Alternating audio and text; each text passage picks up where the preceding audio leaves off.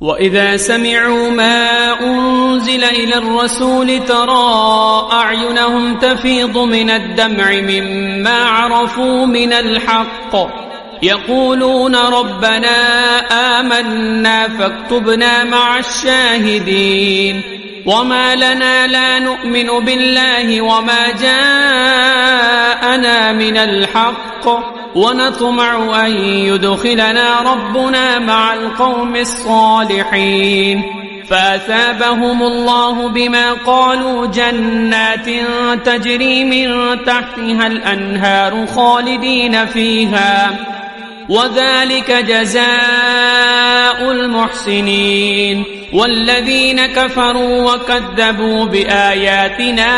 أولئك أصحاب الجحيم يا أيها الذين آمنوا لا تحرموا طيبات ما أحل الله لكم ولا تعتدوا إن الله لا يحب المعتدين وكلوا مما رزقكم الله حلالا طيبا واتقوا الله الذي أنتم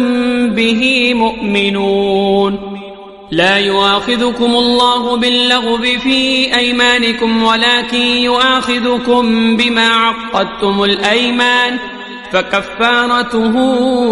إطعام 10 مساكين من أوسط ما تطعمون أهليكم أو كسوتهم أو تحرير رقبة فمن لم يجد فصيام 3 أيام ذلك كفارة أيمانكم إذا حلفتم واحفظوا أيمانكم كذلك يبين الله لكم آياته لعلكم تشكرون يا أيها الذين آمنوا إنما الخمر والميسر والأنصاب والأزلام رجس من عمل الشيطان فاجتنبوه لعلكم تفلحون إنما يريد الشيطان أن يوقع بينكم العداوة والبغضاء في الخمر والميسر ويصدكم عن ذكر الله وعن الصلاة فهل أنتم منتهون وأطيعوا الله وأطيعوا الرسول واحذروه فإن توليتم فاعلموا أنما على رسولنا البلاغ المبين ليس على الذين آمنوا وعملوا الصالحات جناح فيما طعموا إذا ما اتقوا وآمنوا وعملوا الصالحات ثم اتقوا وآمنوا ثم اتقوا وأحسنوا والله يحب المحسنين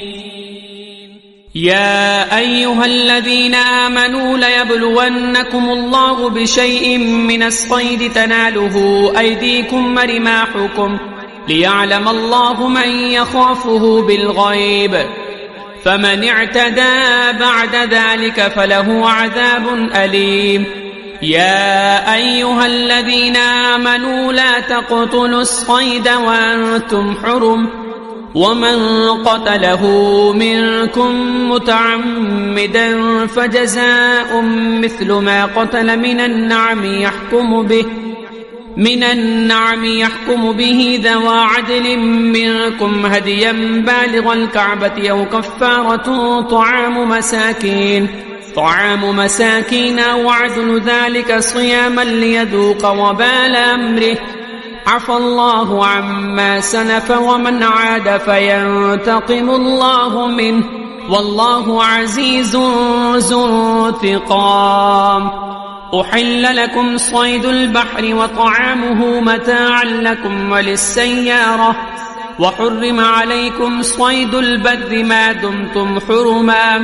واتقوا الله الذي إليه تحشرون جعل الله الكعبة البيت الحرام قياما للناس والشهر الحرام والهدي والقلائد ذلك لتعلموا أن الله يعلم ما في السماوات وما في الأرض وأن الله بكل شيء عليم اعلموا أن الله شديد العقاب وأن الله غفور رحيم. ما على الرسول إلا البلاغ، والله يعلم ما تبدون وما تكتمون. قل لا يستوي الخبيث والطيب ولو أعجبك كثرة الخبيث، فاتقوا الله يا أولي الألباب لعلكم تفلحون. يا أيها الذين آمنوا لا تسألوا عن أشياء إن تبد لكم تسؤكم، وإن تسألوا عنها حين ينزل القرآن تبد لكم عفى الله عنها والله غفور حليم. قد سألها قوم من قبلكم ثم أصبحوا بها كافرين. ما جعل الله من بحيرة ولا سائبة ولا وصيلة ولا حام، ولكن الذين كفروا يفترون على الله الكذب وأكثرهم لا يعقلون. وإذا قيل لهم تعالوا إلى ما أنزل الله وإلى الرسول قالوا حسبنا ما وجدنا عليه آباءنا أولو كان آباؤهم لا يعلمون شيئا ولا يهتدون. يا أيها الذين آمنوا عليكم أنفسكم لا يضركم من ضل إذا اهتديتم، إلى الله مرجعكم جميعا فينبئكم بما كنتم تعملون. يا أيها الذين آمنوا شهادة بينكم إذا حضر أحدكم الموت حين الوصية 2 ذوى عدل منكم أو آخران من غيركم إن أنتم ضربتم في الأرض فأصابتكم مصيبة الموت تحبسونهما من بعد الصلاة فيقسمان بالله إن ارتبتم لا نشتري به ثمنا ولو كان ذا قربى، ولا نكتم شهادة الله إنا إذا لمن الآثمين. فإن عثر على أنهما استحقا إثما فآخران يقومان مقامهما من الذين استحق عليهم الأوليان فيقسمان بالله لشهادتنا أحق من شهادتهما وما اعتدينا إنا إذا لمن الظالمين. ذلك أدنى أن يأتوا بالشهادة على وجهها أو يخافوا أن ترد أيمان بعد أيمانهم، واتقوا الله واسمعوا والله لا يهدي القوم الفاسقين. يوم يجمع الله الرسل فيقول ماذا أجبتم؟ قالوا لا علم لنا إنك أنت علام الغيوب. إذ قال الله يا عيسى ابن مريم اذكر نعمتي عليك وعلى والدتك إذ أيدتك بروح القدس تكلم الناس في المهد وكهلا، وإذ علمتك الكتاب والحكمة والتوراة والإنجيل، وإذ تخلق من الطين كهيئة الطير بإذني فتنفخ فيها فتكون طيرا بإذني، وتبرئ الأكمه والأبرص بإذني، وإذ تخرج الموتى بإذني، وإذ كففت بني إسرائيل عنك إذ جئتهم بالبينات فقال الذين كفروا منهم إن هذا إلا سحر مبين. وإذ أوحيت إلى الحواريين أن آمنوا بي وبرسولي قالوا آمنا واشهد بأننا مسلمون. إذ قال الحواريون يا عيسى ابن مريم هل يستطيع ربك أن ينزل علينا مائدة من السماء قال اتقوا الله إن كنتم مؤمنين قالوا نريد أن نأكل منها وتطمئن قلوبنا ونعلم أن قد صدقتنا ونكون عليها من الشاهدين قال عيسى ابن مريم اللهم ربنا أنزل علينا مائدة من السماء تكون لنا عيدا لأولنا وآخرنا وآية منك وارزقنا وأنت خير الرازقين قال الله إني منزلها عليكم فمن يكفر بعد منكم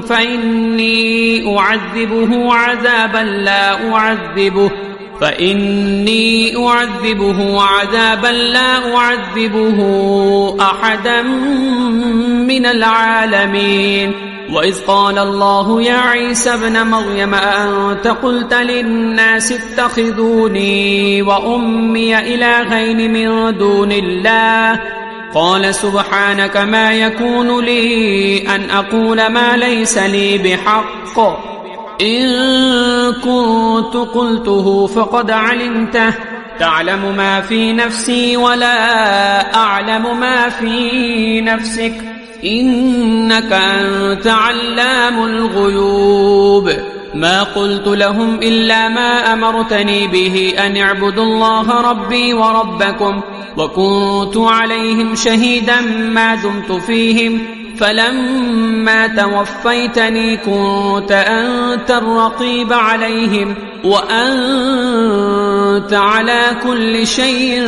شهيد إن تعذبهم فإنهم عبادك وإن تغفر لهم فإنك أنت العزيز الحكيم قال الله هذا يوم ينفع الصادقين صدقهم لهم جنات تجري من تحتها الأنهار خالدين فيها أبدا رضي الله عنهم ورضوا عنه ذلك الفوز العظيم لله ملك السماوات والأرض وما فيهن وهو على كل شيء قدير بسم الله الرحمن الرحيم الحمد لله الذي خلق السماوات والأرض وجعل الظلمات والنور ثم الذين كفروا بربهم يعدلون هو الذي خلقكم من طين ثم قضى أجلا وأجل مسمى عنده ثم أنتم تمترون وهو الله في السماوات وفي الأرض يعلم سركم وجهركم ويعلم ما تكسبون وما تأتيهم من آية من آيات ربهم إلا كانوا عنها معرضين فقد كذبوا بالحق لما جاءهم فسوف يأتيهم أنباء ما كانوا به يستهزئون ألم يروا كم أهلكنا من قبلهم من قرن مكناهم في الأرض ما لم نمكن لكم وأرسلنا السماء عليهم مدرارا وجعلنا الأنهار تجري من تحتهم فأهلكناهم بذنوبهم وأنشأنا من بعدهم قرنا آخرين ولو نزلنا عليك كتابا في قرطاس فلمسوه بأيديهم لقال الذين كفروا إن هذا إلا سحر مبين وقالوا لولا أنزل عليه ملك ولو أنزلنا ملكا لقضي الأمر ثم لا ينظرون ولو جعلناه ملكا لجعلناه رجلا وللبسنا عليهم ما يلبسون ولقد استهزئ برسل من قبلك فحاق بالذين سخروا منهم ما كانوا به يستهزئون قل سيروا في الأرض ثم انظروا كيف كان عاقبة المكذبين قل لمن ما في السماوات والأرض قل لله كتب على نفسه الرحمة ليجمعنكم إلى يوم القيامة لا ريب فيه الذين خسروا أنفسهم فهم لا يؤمنون وله ما سكن في الليل والنهار وهو السميع العليم قل غير الله يتخذ وليا فاطر السماوات والأرض وهو يطعم ولا يطعم قل إني أمرت أن أكون أول من أسلم ولا تكونن من المشركين قل إني أخاف إن عصيت ربي عذاب يوم عظيم من يصرف عنه يومئذ فقد رحمه وذلك الفوز المبين وإن يمسسك الله بضر فلا كاشف له إلا هو وإن يمسسك بخير فهو على كل شيء قدير وهو القاهر فوق عباده وهو الحكيم الخبير قل أي شيء أكبر شهادة قل الله شهيد بيني وبينكم وأوحي إلي هذا القرآن لينذركم به ومن بلغ أئنكم لتشهدون أن مع الله آلهة أخرى قل لا أشهد قل إنما هو إله واحد وإنني بريء مما تشركون الذين آتيناهم الكتاب يعرفونه كما يعرفون أبناءهم الذين خسروا أنفسهم فهم لا يؤمنون ومن أظلم ممن افترى على الله كذبا أو كذب بآياته إنه لا يفلح الظالمون ويوم نحشرهم جميعا ثم نقول للذين أشركوا أين شركاؤكم الذين كنتم تزعمون ثم لم تكن فتنتهم إلا أن قالوا والله ربنا ما كنا مشركين انظر كيف كذبوا على أنفسهم وضل عنهم ما كانوا يفترون ومنهم من يستمع إليك وجعلنا على قلوبهم أكنة أن يفقهوه وفي آذانهم مقرا وإن يروا كل آية لا يؤمنوا بها حتى إذا جاءوك يجادلونك يقول الذين كفروا إن هذا إلا أساطير الأولين وهم ينهون عنه وينأون عنه وإن يهلكون إلا أنفسهم وما يشعرون ولو ترى إذ وقفوا على النار فقالوا يا ليتنا نرد ولا نكذب بآيات ربنا ونكون من المؤمنين بل بدا لهم ما كانوا يخفون من قبل ولو ردوا لعادوا لما نهوا عنه وإنهم لكاذبون وقالوا إن هي إلا حياتنا الدنيا وما نحن بمبعوثين ولو ترى إذ وقفوا على ربهم قال أليس هذا بالحق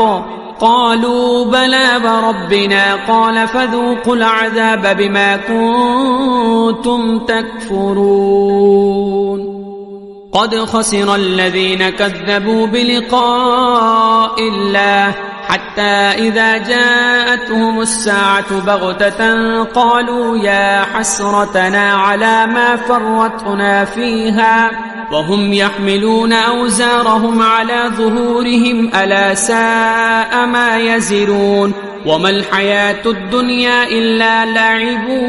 وله وللدار الآخرة خير للذين يتقون أفلا تعقلون قد نعلم إنه ليحزنك الذي يقولون فإنهم لا يكذبونك ولكن الظالمين بآيات الله يجحدون ولقد كذبت رسل من قبلك فصبروا على ما كذبوا وأوذوا حتى أتاهم نصرنا ولا مبدل لكلمات الله ولقد جاءك من نبأ المرسلين وإن كان كبر عليك إعراضهم فإن استطعت أن تبتغي نفقا في الأرض أو سلما في السماء فتأتيهم بآية ولو شاء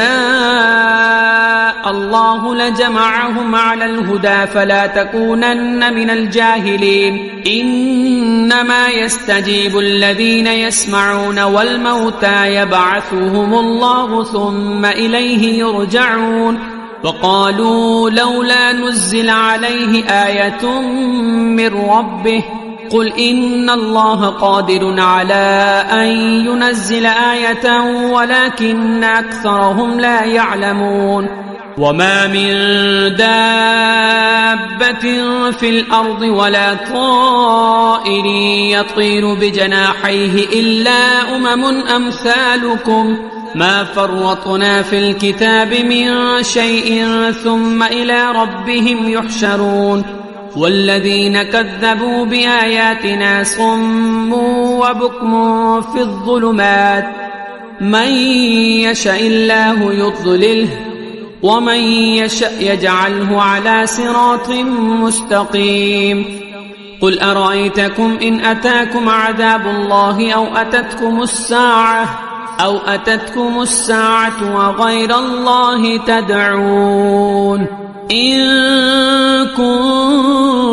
كنتم صادقين بل إياه تدعون فيكشف ما تدعون إليه إن شاء وتنسون ما تشركون ولقد أرسلنا إلى أمم من قبلك فأخذناهم بالبأساء والضراء لعلهم يتضرعون فلولا إذ جاءهم بأسنا تضرعوا ولكن قست قلوبهم وزين لهم الشيطان ما كانوا يعملون فلما نسوا ما ذكروا به فتحنا عليهم أبواب كل شيء حتى إذا فرحوا بما أوتوا أخذناهم بغتة فإذا هم مبلسون فقطع دابر القوم الذين ظلموا والحمد لله رب العالمين قل أرأيتم إن أخذ الله سمعكم وأبصاركم وختم على قلوبكم من إله غير الله يأتيكم به انظر كيف نصرف الآيات ثم هم يصدفون قل أرأيتكم إن أتاكم عذاب الله بغتة أو جهرة هل يهلك إلا القوم الظالمون وما نرسل المرسلين إلا مبشرين ومنذرين فمن آمن وأصلح فلا خوف عليهم ولا هم يحزنون والذين كذبوا بآياتنا يمسهم العذاب بما كانوا يفسقون قل لا أقول لكم عندي خزائن الله ولا أعلم الغيب ولا أقول لكم إني ملك إن أتبع إلا ما يوحى إلي قل هل يستوي الأعمى والبصير أفلا تتفكرون وأنذر به الذين يخافون أن يحشروا إلى ربهم ليس لهم من دونه ولي ولا شفيع لعلهم يتقون ولا تطرد الذين يدعون ربهم بالغداة والعشي يريدون وجهه ما عليك من حسابهم من شيء وما من حسابك عليهم من شيء فتطردهم فتكون من الظالمين وكذلك فتنا بعضهم ببعض ليقولوا أهؤلاء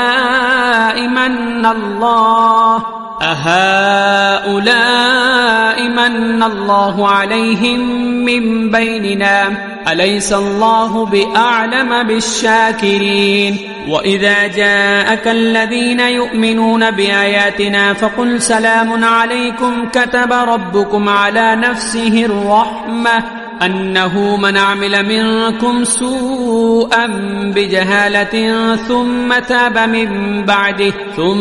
تاب من بعده وأصلح فأنه غفور رحيم وكذلك نفصل الآيات ولتستبين سبيل المجرمين قل إني نهيت أن أعبد الذين تدعون من دون الله قل لا أتبع أهواءكم قد ضللت إذا وما أنا من المهتدين قل إني على بينة من ربي وكذبتم به ما عندي ما تستعجلون به إن الحكم إلا لله يقص الحق وهو خير الفاصلين قل لو أن عندي ما تستعجلون به لقضي الأمر بيني وبينكم والله أعلم بالظالمين وعنده مفاتح الغيب لا يعلمها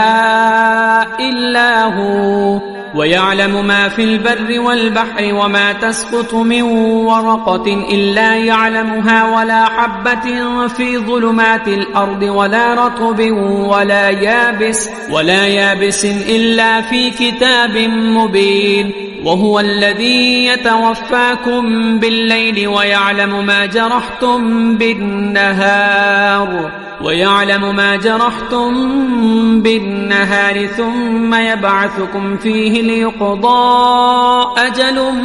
مسمى ثم إليه مرجعكم ثم ينبئكم بما كنتم تعملون وهو القاهر فوق عباده ويرسل عليكم حفظة حتى إذا جاء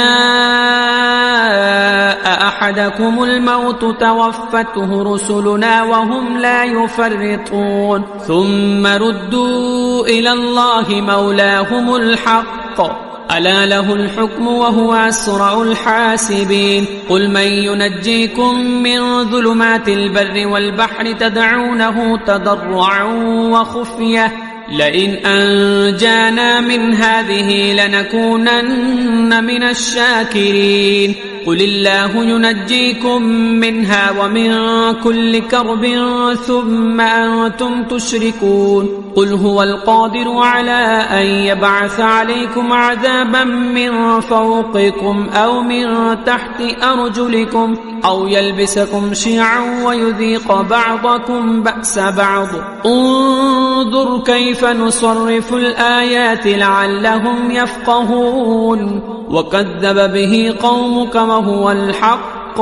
قل لست عليكم بوكيل لكل نبأ مستقر وسوف تعلمون وإذا رأيت الذين يخوضون في آياتنا فأعرض عنهم حتى يخوضوا في حديث غيره وإما ينسينك الشيطان فلا تقعد بعد الذكرى مع القوم الظالمين وما على الذين يتقون من حسابهم من شيء ولكن ذكرى لعلهم يتقون وذر الذين اتخذوا دينهم لعبا ولهوا وغرتهم الحياة الدنيا وذكر به أن تبسل نفس بما كسبت ليس لها من دون الله ولي ولا شفيع وإن تعدل كل عدل لا يؤخذ منها أولئك الذين أبسلوا بما كسبوا لهم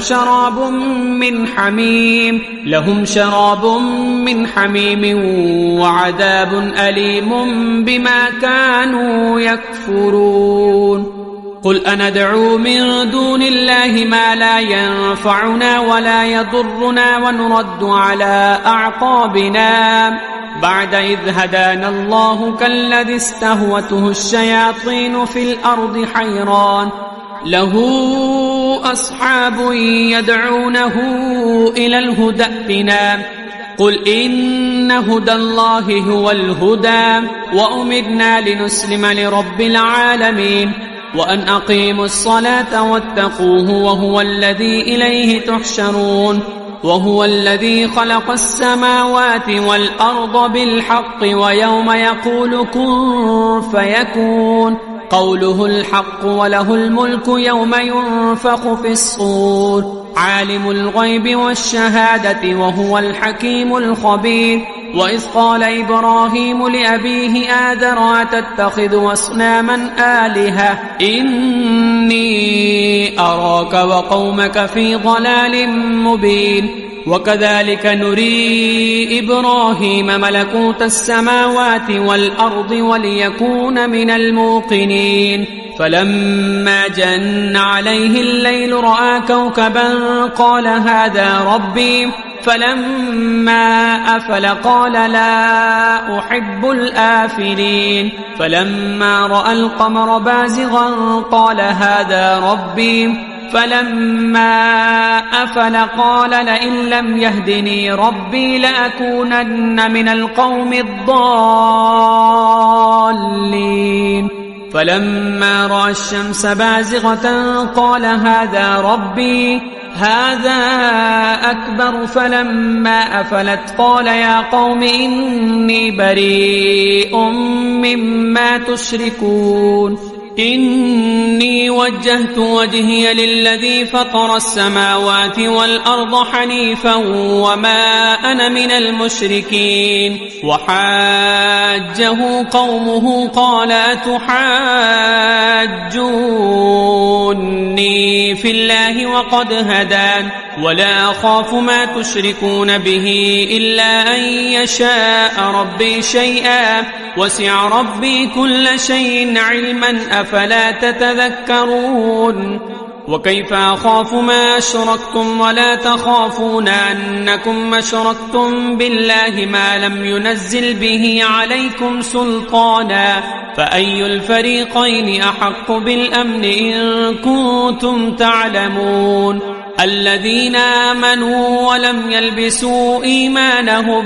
بظلم أولئك لهم الأمن وهم مهتدون وتلك حجتنا آتيناها إبراهيم على قومه نرفع درجات من نشاء إن ربك حكيم عليم ووهبنا له إسحاق ويعقوب كلا هدينا ونوحا هدينا من قبل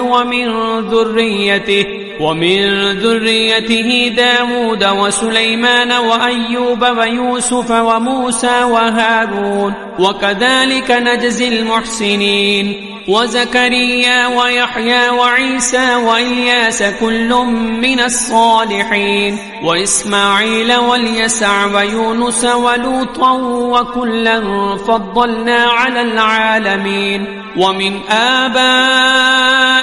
وذرياتهم وإخوانهم واجتبيناهم وهديناهم إلى صراط مستقيم ذلك هدى الله يهدي به من يشاء من عباده ولو أشركوا لحبط عنهم ما كانوا يعملون أولئك الذين آتيناهم الكتاب والحكم والنبوة فإن يكفر بها هؤلاء فقد وكلنا بها قوما ليسوا بها بكافرين أولئك الذين هدى الله فبهداه مقتده قل لا أسألكم عليه أجرا إن هو إلا ذكرى للعالمين وما قدروا الله حق قدره إذ قالوا ما أنزل الله على بشر من شيء قل من أنزل الكتاب الذي جاء به موسى نورا وهدى للناس تجعلونه قراطيس تبدونها وتخفون كثيرا وعلمتم ما لم تعلموا أنتم ولا آباؤكم قل الله ثم ذرهم في خوضهم يلعبون وهذا كتاب أنزلناه مبارك مصدق الذي بين يديه ولتنذر أم القرى ومن حولها والذين يؤمنون بالآخرة يؤمنون به وهم على صلاتهم يحافظون ومن أظلم ممن افترى على الله كذبا أو قال أوحي إلي ولم يوحى إليه شيء ومن قال سأنزل مثل ما أنزل الله ولو ترى إذ الظالمون في غمرات الموت والملائكة باسطوا أيديهم أخرجوا أنفسكم اليوم تجزون عذاب الهون بما كنتم تقولون على الله غير الحق وكنتم عن آياته تستكبرون ولقد جئتمونا فرادا كما خلقناكم أول مرة وتركتم ما خولناكم وراء ظهوركم وما نرى معكم شفعاءكم الذين زعمتم أنهم فيكم شركاء لقد تقطع بينكم وضل عنكم ما كنتم تزعمون إن الله فالق الحب والنوى يخرج الحي من الميت ومخرج الميت من الحي ذلكم الله فأنى تؤفكون فالق الإصباح وجعل الليل سكنا والشمس والقمر حسبانا ذلك تقدير العزيز العليم وهو الذي جعل لكم النجوم لتهتدوا بها في ظلمات البر والبحر قد فصلنا الآيات لقوم يعلمون وهو الذي أنشأكم من نفس واحدة فمستقر ومستودع قد فصلنا الآيات لقوم يفقهون وهو الذي أنزل من السماء ماء فأخرجنا به نبات كل شيء فأخرجنا منه خضرا نخرج منه حبا متراكبا ومن النخل من طلعها قنوان دانية وجنات من أعناب والزيتون والرمان مشتبها وغير متشابه انظروا إلى ثمره إذا أثمر وينعه إن في ذلكم لآيات لقوم يؤمنون وجعلوا لله شركاء الجن وخلقهم وخرقوا له بنين وبنات بغير علم سبحانه وتعالى عما يصفون بديع السماوات والأرض أنى يكون له ولد ولم تكن له صاحبة وخلق كل شيء وهو بكل شيء عليم ذلكم الله ربكم لا إله إلا هو خالق كل شيء فاعبدوه وهو على كل شيء وكيل لا تدركه الأبصار وهو يدرك الأبصار وهو اللطيف الخبير قد جاءكم بصائر من ربكم فمن أبصر فلنفسه ومن عمي فعليها وما أنا عليكم بحفيظ وكذلك نصرف الآيات وليقولوا درست ولنبينه لقوم يعلمون اتبع ما أوحي إليك من ربك لا إله إلا هو وأعرض عن المشركين ولو شاء الله ما أشركوا وما جعلناك عليهم حفيظا وما أنت عليهم بوكيل ولا تسبوا الذين يدعون من دون الله فيسبوا الله عدوا بغير علم كذلك زينا لكل أمة عملهم ثم إلى ربهم مرجعهم فينبئهم بما كانوا يعملون وأقسموا بالله جهد أيمانهم لئن جاءتهم آية ليؤمنن بها قل إنما الآيات عند الله وما يشعركم أنها إذا جاءت لا يؤمنون ونقلب أفئدتهم وأبصارهم كما لم يؤمنوا به أول مرة ونذرهم في طغيانهم يعمهون